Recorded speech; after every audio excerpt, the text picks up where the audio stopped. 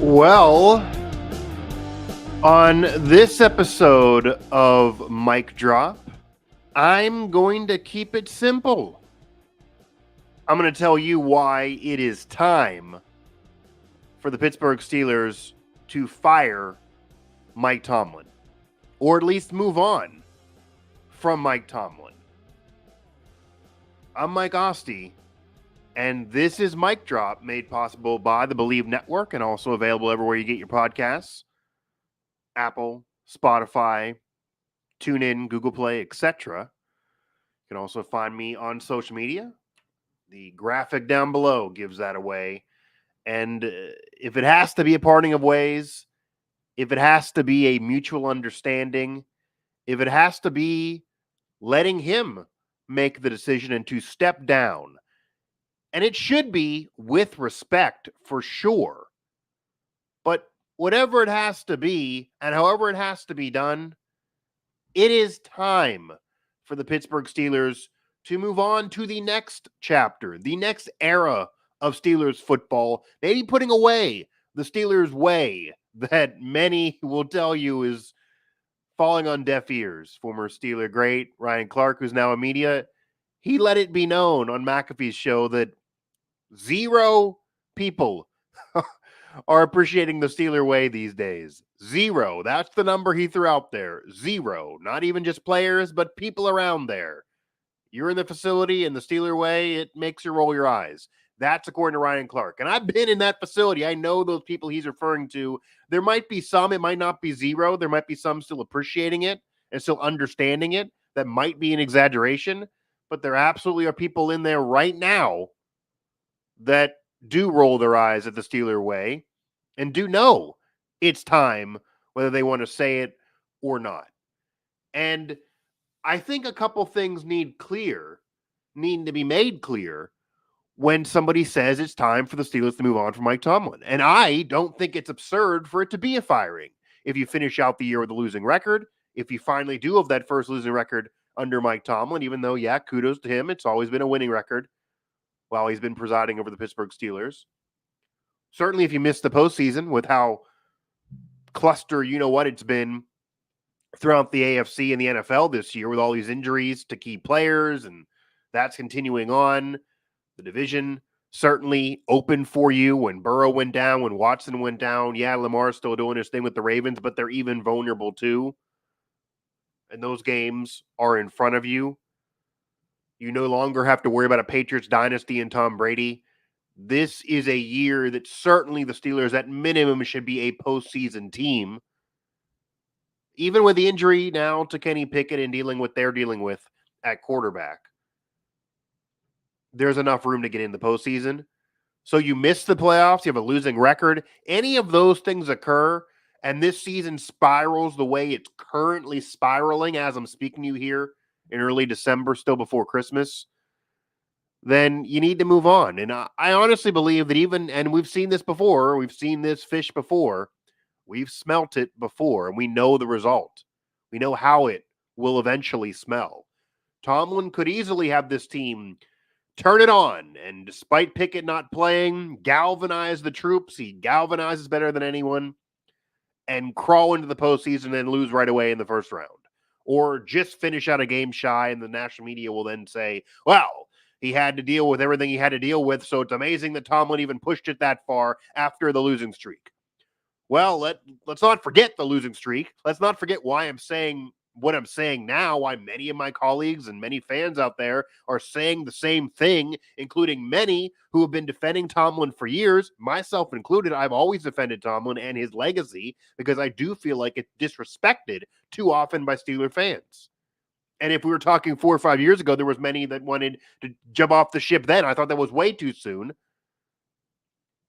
And there were many reasons to keep him then. But we've now seen the end of Ben. We've now seen the Kenny Pickett era. And you can say he didn't pick this player. You're wrong. He was in love with Kenny Pickett. He wanted this player. He talked about watching him at Pitt and sharing the facility and how he got a bird's eye view of this player.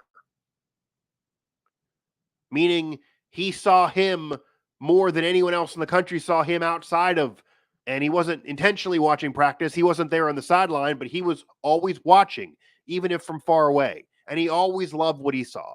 Certainly those last couple years at Pitt. You can argue prior to that, maybe he didn't like it or he wasn't watching because Pickett took a while to get going at Pitt and then became a Heisman candidate.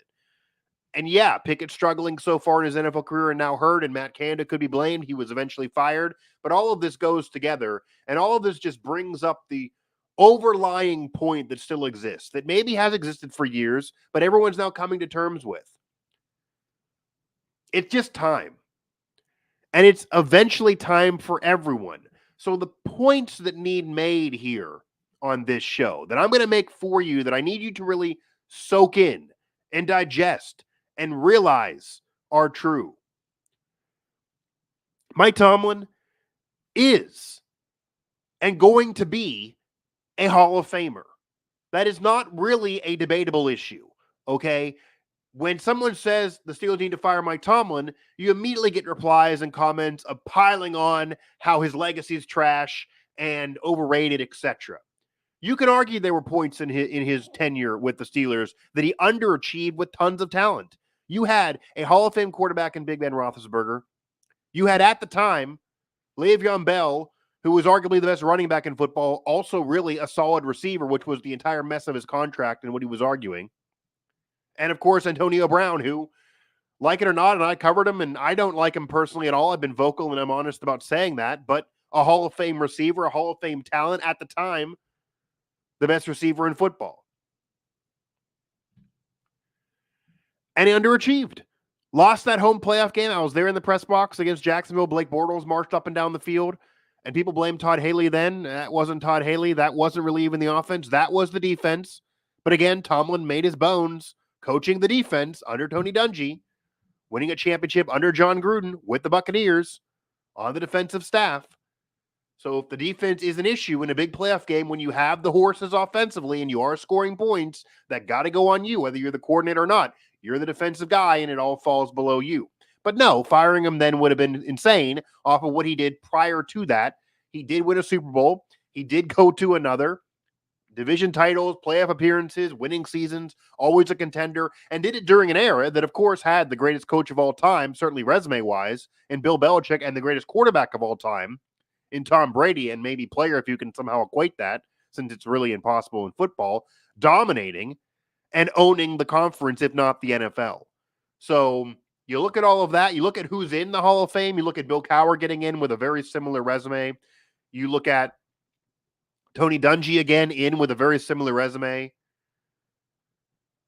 Tomlin's going to get in the Hall of Fame. The wins are there. The title is there. The playoff success, not much recently, and I get only 3 playoff wins in so many years here, a decade plus.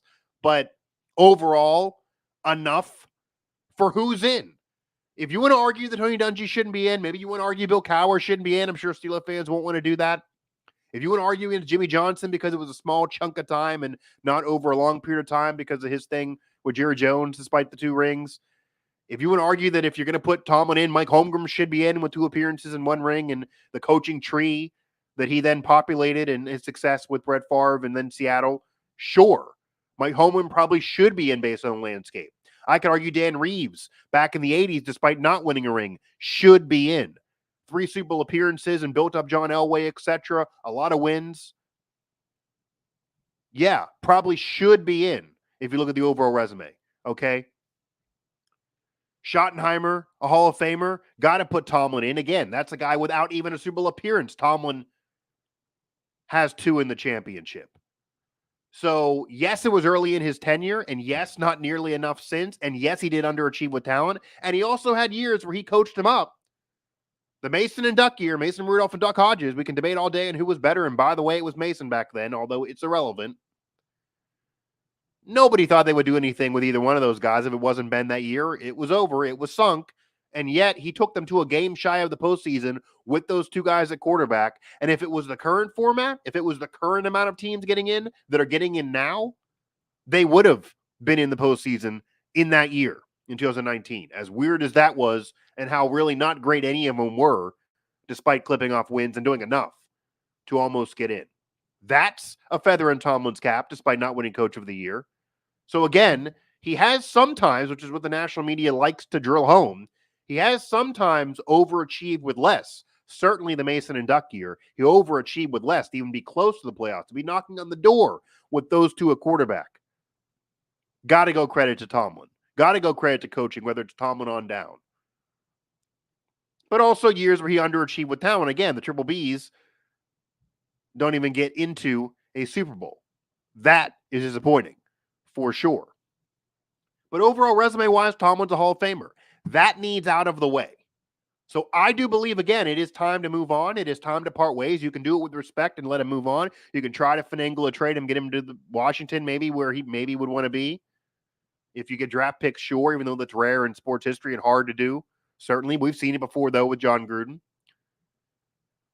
However you want to do it. And I'm not in any way saying disrespect him. I think it's not disrespectful to fire a coach, even if you're legendary. I'll get to that in a moment. But you do what you got to do. And you bring him back many years later. You put him in the Hall of Honor. He's going to be in Canton, as I just talked about. He's going to be a Hall of Famer. Mike Tomlin will be a Hall of Famer, whether you like it or not. But that doesn't mean it's not time. Because somebody's a Hall of Famer off resume, which is an overall body of work career, doesn't mean you don't eventually pull the plug on them.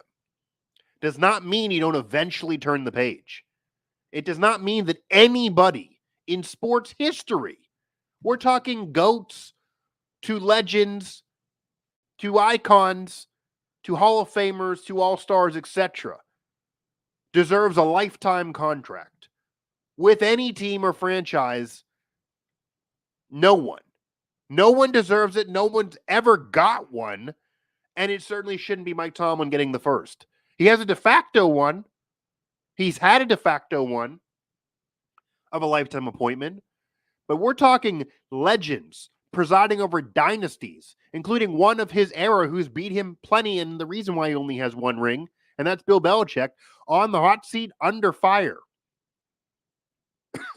And I'm not even talking about just media. I'm talking about fans in New England. And yeah, Brady won without him, and you can say, okay, that is a hit on Belichick's legacy. But if it wasn't for Belichick, Brady wouldn't have been what Brady was early in his career. They wouldn't have won those rings before Brady really became elite and became the MVP candidate. Brady certainly is a legendary player and proved he can do it without Belichick. But Belichick helped him get there. So they do work hand in hand. Belichick still won 6 rings and all the other Super Bowl appearances as well. Had an undefeated regular season. Okay, a contender all the time. And people at one point thought he couldn't do it without his coordinators and Romeo Crennel and Charlie Weiss. And he's certainly won tons and championships since then. So his legacy's in stone. He's a legend. He's a Hall of Famer. He is arguably the greatest coach of all time. Arguably in sport, let alone the NFL, doing it in the era he's done it in, and not with just the same roster like a Chuck Noll or any other from Don Shula, Lombardi.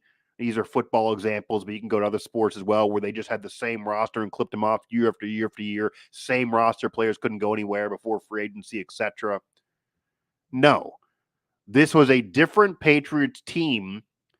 Key parts were different in every season, certainly the title years. And yeah, Brady was there for all of them, but yeah, the Randy Moss year, the greatest single season ever, undefeated regular season. That's the best team he coached, despite not winning a Super Bowl. And the rings were with Deion Branch and Troy Brown as the top receivers, and Randy Moss didn't win. Like, that's what is a feather in the cap of Bill Belichick, why he's the greatest coach of all time. Yet, it looks like that tenure might come to an end. It looks like that era can come to an end. It looks like all good things can come to an end. And it's been a couple years where they're down and losing. I know Tomlin's had these winning records, but what are winning records when you lose right away, or you're crawling to wins and you're not really that good, or you're well overrated, or you're not really going anywhere and you're puddling away, you're toiling for a term? What does that get you? So if Bill Belichick, of all people, and his rings can be, and that's as a head coach, by the way, with the 6, he also won as an assistant. If he can be under fire, and if he can be a guy who maybe will be told to get out of town if you don't want to go and you don't want to do the respectful thing where you step down or we part ways mutually. We're going to have to let you go then. Certainly, it can happen to Mike Tomlin, a contemporary, also a Hall of Famer, with a far lesser resume, certainly in the postseason. So that's just a current example. And again, Tomlin's a Hall of Famer, but it can be done. And what I also need to make clear here is, for the people out there that say, okay, the grass might not be greener. You might go from winning 9 games and crawling into winning 6 or 7. And I know a lot in the national media want to say he'll be hired in 5 minutes, maybe even 2 minutes. The second you do fire him, every other team in the league, with the exception of a few, will chomp at the bit for Mike Tomlin. Still a relatively young man, certainly much younger than Bill Belichick. If he's available, you figure many more years left of full vigor trying to get it done and winning another one. He's motivated, if it sounds from press conferences and podcasts, that he wants to keep going. He's not trying to quit. Why let him go to somebody else when you know he'll get there? Here's my response to all of that, because we've been hearing it for years, and I maybe agreed in the past, but I don't anymore. And I don't think it's valid anymore, to be honest. Number one, again, as I said, no one, certainly not a coach, should have a lifetime appointment anywhere. No one has. And Mike Tomlin's resume, while a Hall of Famer, does not command him being the first. We've seen examples throughout the NFL, throughout sports history, and we can lean at the NFL because every league is different, every sport is different, sure, but I'm going to give them to the ones off the top of my head, give them all to you that I think are relevant here. And there's a football one that's more relevant than any other, and you've heard and seen this already brought up by me and others. And the immediate reply to that, the immediate mic drop response to saying, you can't do it, he's a Hall of Famer. You might go from 9 to 6. You might have a losing season. You might step back before you can step forward again. Oh my God, he'll be hired in 5 minutes. The response, Andy Reid. The Philadelphia Eagles, they did it. They eventually said, it's time, Andy.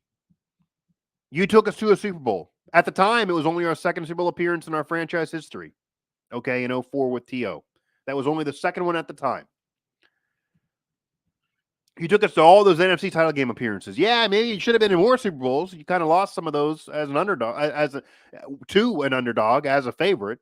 But regardless, you took us to a Super Bowl, all those NFC title game appearances. We always were a contender. We had McNabb. He's not Ben. He's not a Hall of Famer. He's not going to get in Canton someday. So you were doing it without a Hall of Famer. You got T.O. Didn't even play in the playoffs, though, but he's obviously a legendary Hall of Famer. Got a great defense. Helped us get to a Super Bowl and lost only to the Patriots dynasty. It's nothing to be ashamed of. Success, consistent success. And that was still going on, but it was getting stale. And it was years removed from that Super Bowl appearance. And another Super Bowl appearance didn't look like it was in sight at all. The fans were getting restless. It was stagnant with the Eagles. Okay, it was boring. It was stale. It was time. And Andy Reid didn't fight it. He's been public saying that he was in his feelings a little bit. Okay, he didn't want it to be time. But they tapped him on the shoulder and said, Andy, someday we're going to put you in our Hall of Fame. We appreciate what you did. This resume, we're not throwing it in the garbage can. It's not going to be trash. We're not going to shred it. It's there. You're only one of 2 men in our franchise history at the time to lead us to a Super Bowl. The other one is another guy who has a Hall of Fame resume. But you even did more. Leading us to championship game appearances, making us contender, making us relevant, and putting us on the map in a way after we kind of fell off after Reggie White a little bit and Randall Cunningham, etc. We had some lean years in there before you took us over. And you made us a contender year after year and made us proud to be Eagles. But not right now. We got to change it up. We got to shake it up. We want to do something else. We're going to turn the page and go another direction, as happens in sports with coaches of any level. in any league, your voice is getting stale in here. We got to tap you on the shoulder. You're done. And I get it. They brought in Chip Kelly, and obviously that didn't work out. It was a short tenure. They knew right away that wasn't going to work, and that's on and off the field mess. He had to leave. Okay, for a while, it's seeming like maybe they jumped the gun on Andy Reid. You do have to take a few steps back before you can go forward again when you're turning the page. And Andy Reid got hired by the Chiefs. And at the time, it was like, okay, the Chiefs hired him. That's an historic franchise. They haven't won in a long time. They haven't really been relevant since Joe Montana was there at the end of his career. You had Tony Gonzalez, that tenure, but Trent Green was there. They would just lose right away in the postseason, even if they clipped off rings in the regular season. That's it was a large fan base, but no one when he took that job said, the Chiefs are winning a championship. They're going to be a dynasty. What happened? And yeah, it took several years. You had to get through Alex Smith, etc. And he was good, but he wasn't great. And they had to get Patrick Mahomes and had to benefit from another franchise passing on him. And who knows out of college he's going to be what he was. I mean, he couldn't even beat West Virginia, as I jokingly wink there, covering the Big 12. But he gets out of the Big 12, gets to the NFL, and arguably becomes another GOAT. Maybe the baby GOAT. Maybe on path to be the greatest quarterback of all time and be the most accomplished as well. He's on that trajectory and still so young and still getting it done, and they're still a contender because of him. He's already won 2 Super Bowls, been to 3, MVP, of course. Very, very young, and right now, still one of the best in the game, even if he's not going to win MVP this year, but he's playing at a level year in, year out. With Tyreek Hill there early on, and then without Tyreek Hill, his numbers are even better and they win again. He's proven himself. And it wasn't just Patrick Mahomes. You get Travis Kelce, you get a defense. But it's not like there's Hall of Famers all over the defense or even Hall of Famers at running back or besides Hill, Hall of Famers at receiver. Travis Kelce and Patrick Mahomes are the 2 Hall of Famers. And then Andy Reid's the other one as head coach. And he didn't inherit Patrick Mahomes immediately upon taking the job. He got him later and then built it all up and coached him up and went from I'll coach McNabb, who's a Hall of very good player, to now watch me coach a Hall of Famer who might be one of the greatest of all time. Look at this roster. Look at these studs. Look what I'm going to do here for the historic Chiefs that had not won a championship since Super Bowl IV. He gives them 2 more in a modern championship for the Chiefs fans to appreciate. Turns them into a dynasty now that's just rare to happen and achieve in pro sports these days, or really anything with the way rosters change so much. Certainly the NFL is not built for that with parity, but the Chiefs are doing it. They have a mini dynasty cooking right now. Andy Reid's the leader. So the moral of that story is the Eagles, despite knowing Andy Reid's a Hall of Famer and appreciating his legacy, eventually tapped him on the shoulder and said, Andy, it's time. He didn't want to go, but it's time. And Andy Reid had actually better success after leaving Philly. His greatest success is now as the Chiefs head coach, despite adding it to what he did as the Eagles head coach. And now he's one of the greatest coaches of all time when you put it together. And what do the Eagles do? Yeah, they had to get through the slop of Chip Kelly, but once they did, you get Doug Peterson. You're now even a coach removed from him. They've been to 2 Super Bowls since Andy Reid, and they won 1. They didn't with Andy Reid. They didn't before him. Since Andy Reid, they won a championship. They won the only championship, the only Super Bowl title in their franchise history. The Philadelphia Eagles lifted the Lombardi Trophy for the only time with a head coach not named Andy Reid. Okay? Would that have happened if they didn't tap him on the shoulder? So the Eagles had great success eventually. Andy Reid had great success, even more than Philly still. You could bring it up that maybe he did more, but still, better QB, and regardless, the Eagles did win a championship. But they said it's time. Got stale here for us and you, and we both benefited. Big time. Big time. Mike McCarthy. People don't look at him as a Hall of Famer like Andy Reid, and I'm not in any way saying he has a resume or legacy of Andy Reid by any means, but he did win a championship with Green Bay and Aaron Rodgers.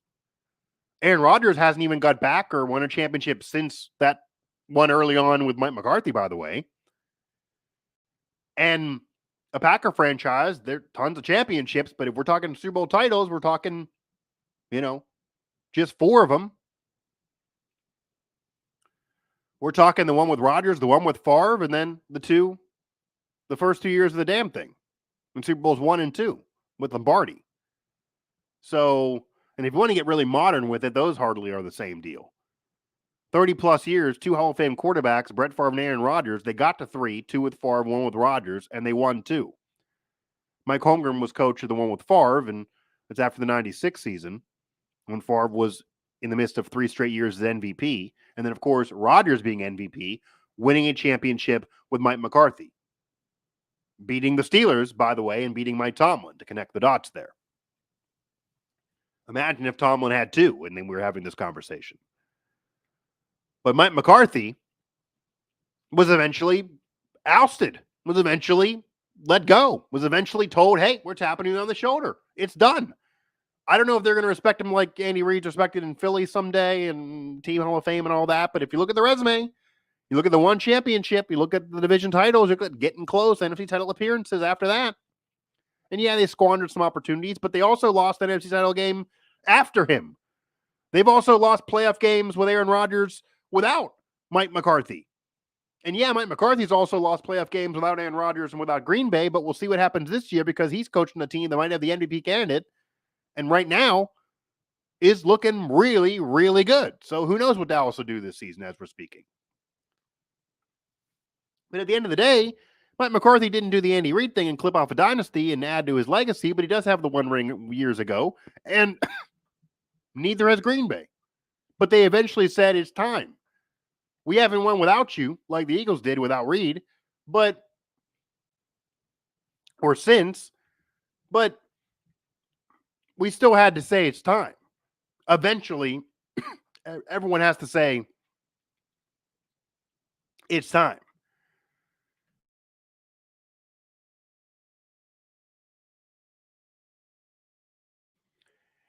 And if you want to go to another sport, I saw somebody bring up Babe Ruth today, talking about Tomlin trying to defend him, saying the Yankees got Babe Ruth. The Red Sox regretted it for a curse of decade upon decades.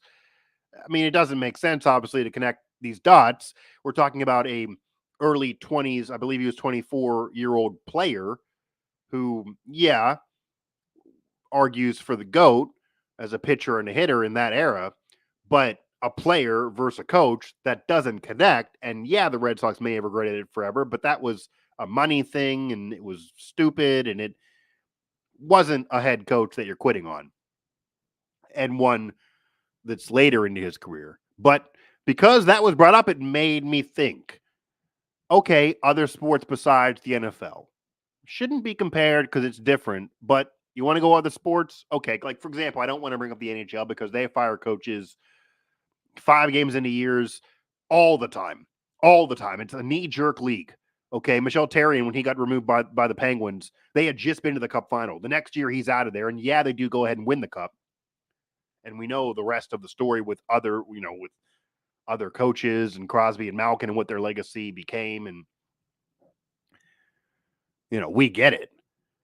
But Michel Therrien, if that equivalent occurred here, if Mike Tomlin was just in the Super Bowl last year and just lost the Super Bowl, I don't think I'd be saying this now. The problem is the lack of playoff wins. The problem is barely getting into the postseason at all. The problem is when you're there, no one thinks you have a chance and you lose right away. The problem is that you did love Pickett, so he is partly your decision, even though you're not necessarily the GM, and it's not clearly working out. The problem is you were hanging on to your assistant coaches, including Matt Canada, way too long when everyone knew the writing was on the wall that wasn't working out. And you eventually were part of making the decision, but was it really your decision? And were you a guy who hung on to him too long? You could have allowed that to be a scapegoat way earlier.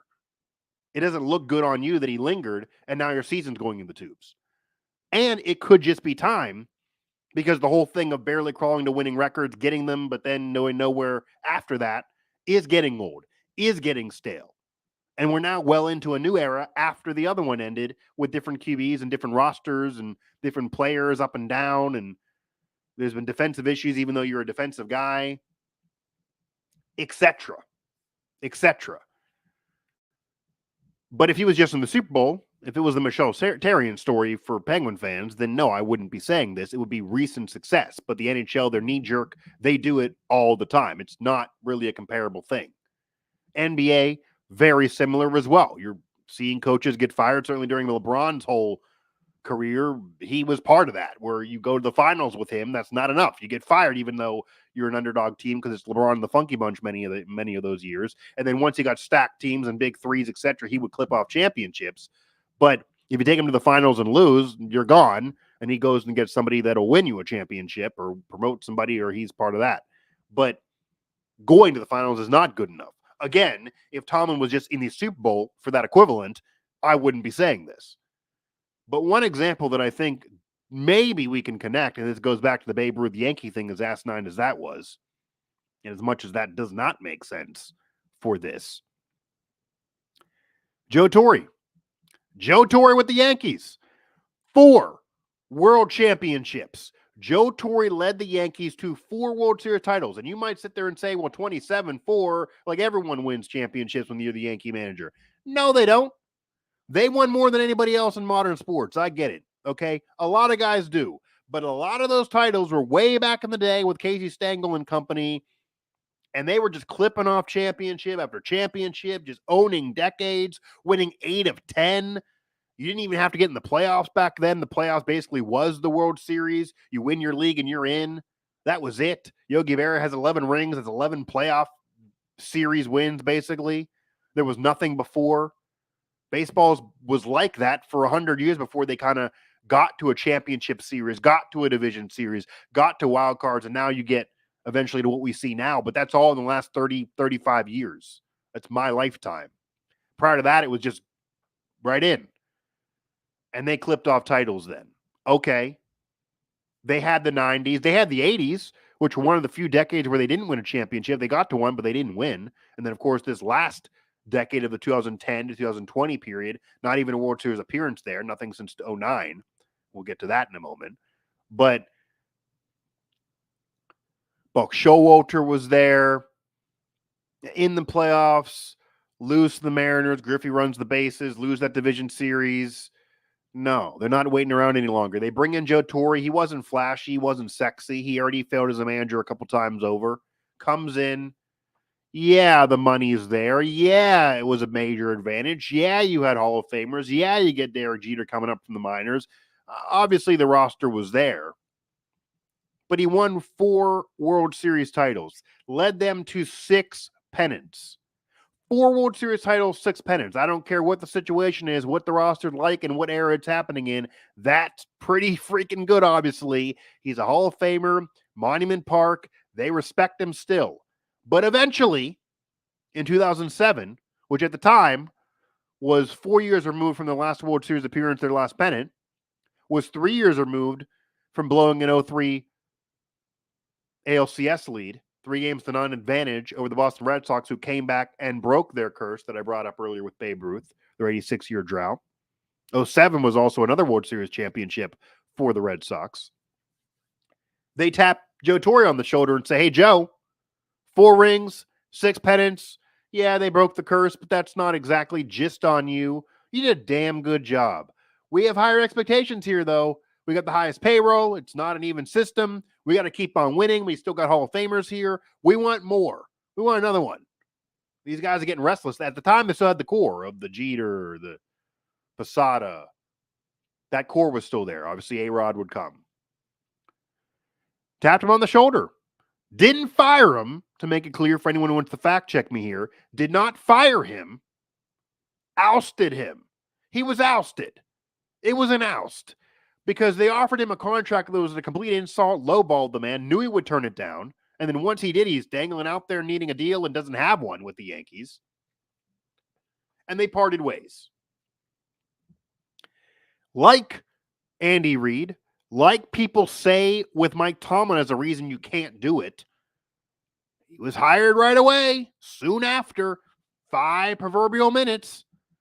He managed the Dodgers. That's historic too. Took them to an NLCS. They were on the verge, although he never got back to a World Series. Did not ever have that success again, obviously, despite the resume after even close to what that was. So it's not the Andy Reid thing where he's better after. The odds are that you're not better after, by the way, even though the Andy Reid example is perfect because he was better after and the franchise won after him too in the Eagles and Chiefs. But Joe Torre didn't win again. He got playoff appearances, NLCS. The Dodgers would take years later, eventually, of course, with Dave Roberts to win a championship, and that was the COVID year. They get in other ones, but, outside of that one shortened season, they still haven't won a championship. But they do have that one. Wasn't with Joe Torre, though. Got close. Didn't do it again. The Yankees, though, 2007 is when this situation occurred, by the way. You may think now, okay, it's been a while for the Yankees. They haven't even been to the World Series in a long time. They had that 2010, 2020 decade, the only decade really of the franchise prior to the, since prior to the 1920s, once they got going with Babe Ruth, where they didn't at least appear in a World Series and win a pennant. Yeah, that's not good if you're the Yankees. You spend all that money and you're that franchise with those expectations.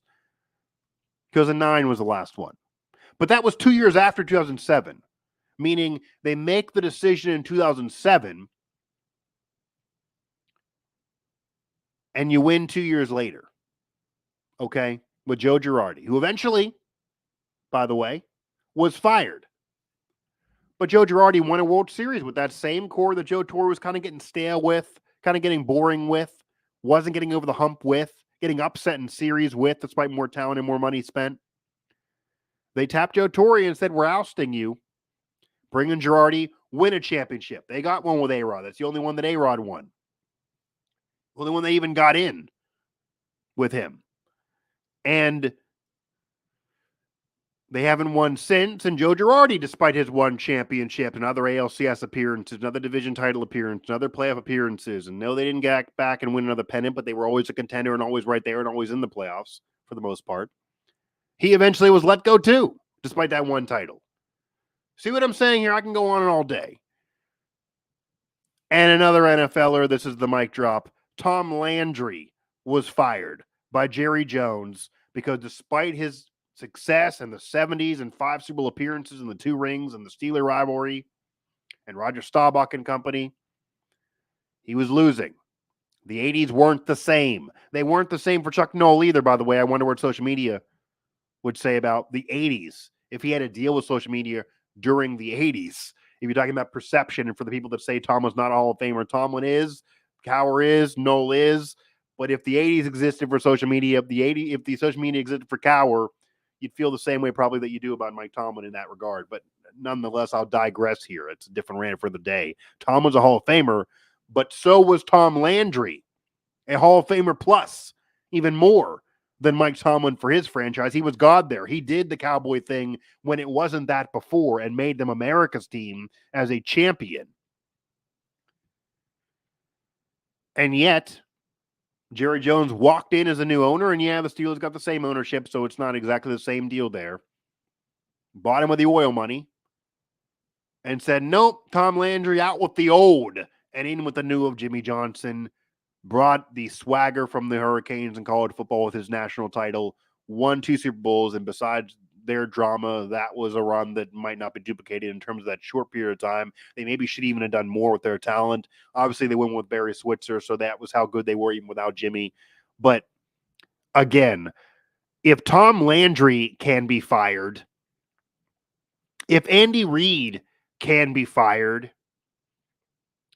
if Joe Torre can be ousted, and if Bill Belichick could be in a hot seat, and these are all true, and there's countless other examples I could bring up here as well, then Mike Tomlin can be in a hot seat.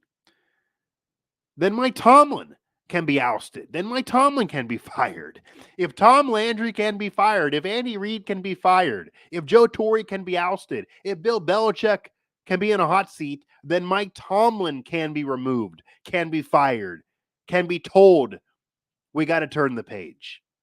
Okay? He's a Hall of Famer too. You put him in the Hall of Honor one day. You do what you did with Cowher, even though Cowher wasn't fired, of course.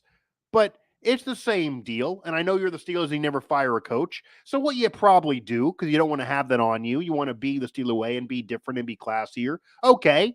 I could rant about the Steeler way some other day, and we heard what Ryan Clark said about how everyone rolls their eyes on it. They finally did fire a coordinator mid-season, which I didn't think they were due, because that goes against the Steeler way. Why, if you do that, why not this? But moral of the story, if it can be done to others who are also legends and Hall of Famers, it also can be done to you. They also maybe were hired right away as well. Certainly legends and Hall of Famers will, with their resume being what it is, even if maybe it's time to end a tenure. The fact that he would be hired by somebody else is not a reason to not change course when it's needed. Again, the Eagles did it to Andy Reid. They eventually won. He won later. It worked out for both parties. It can work out for the Steelers too. And yeah, John Harbaugh is lingering around and was able to stay so long with Baltimore. That's a connect the dots type of example that's always brought up. He has an MVP candidate type quarterback right there who's a franchise guy who can make up for other things in Lamar Jackson. The Steelers now do not in Kenny Pickett. Ben was getting older, was a shell of his former self at the end, and now Kenny Pickett right now is trying to rebuild his steam again. Numbers weren't there despite winning a little bit last year. We're seeing some fool's gold now. I don't think he's the franchise guy. I think it was kind of an overrated draft selection from college. Great college does not mean great pro. We'll see, though. They're going to give him more time, of course, and now he's hurt, so you can't judge as we speak. But that quarterback situation, being comfortable with Lamar, if you had that with the Steelers, maybe we could be talking. You don't. And it's partly Tomlin's fault there, too.